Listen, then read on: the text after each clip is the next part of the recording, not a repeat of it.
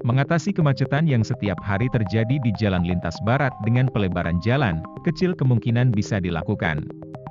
Upaya jangka pendek yang bisa dilakukan adalah pengerasan bahu jalan, pembatasan operasional kendaraan besar seperti truk saat jam sibuk, dan penempatan petugas di beberapa pasar tumpah.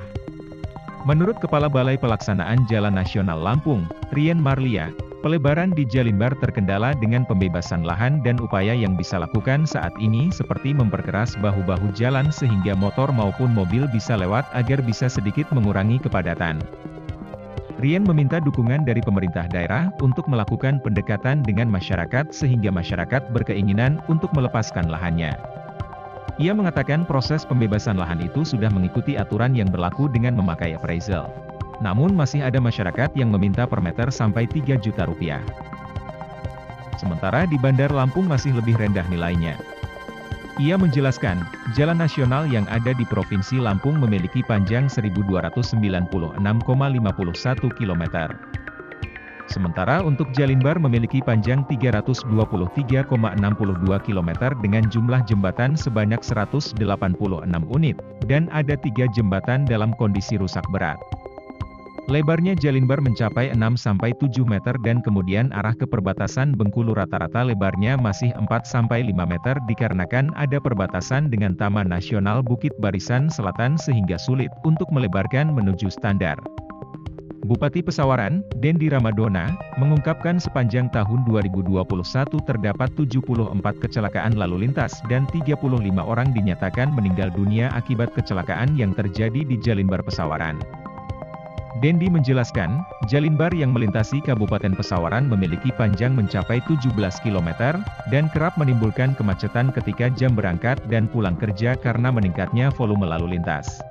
Diketahui bahwa lebar Jalan Pesawaran hanya 7 meter dan tipenya 2 arah tanpa pembatas kemudian terkait kemacetan terjadi pada pukul 7-9 pagi dan terjadi kembali pada pukul 4-6 sore dan titik macet terjadi di persimpangan Tugu Coklat, Pasar Wiono dan persimpangan Tugu Pengantin.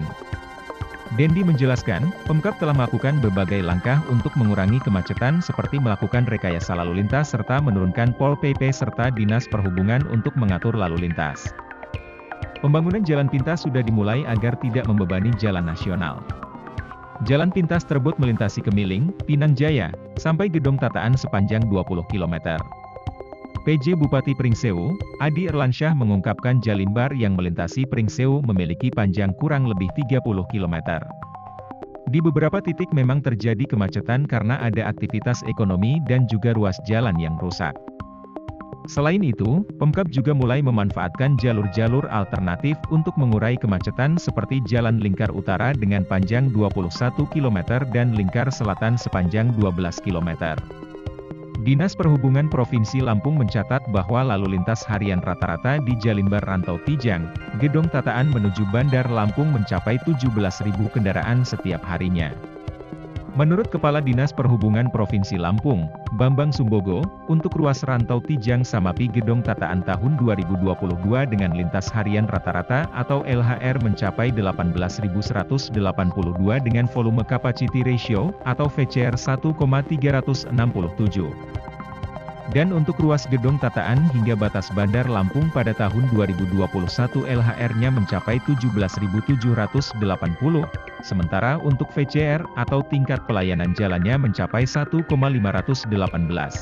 Pengamat transportasi dari Masyarakat Transportasi Indonesia atau MT Lampung, IB Ilham Malik, meminta kepada pemerintah daerah untuk memasukkan rencana pelebaran jalan ke dalam dokumen rencana tata ruang wilayah atau RT/RW.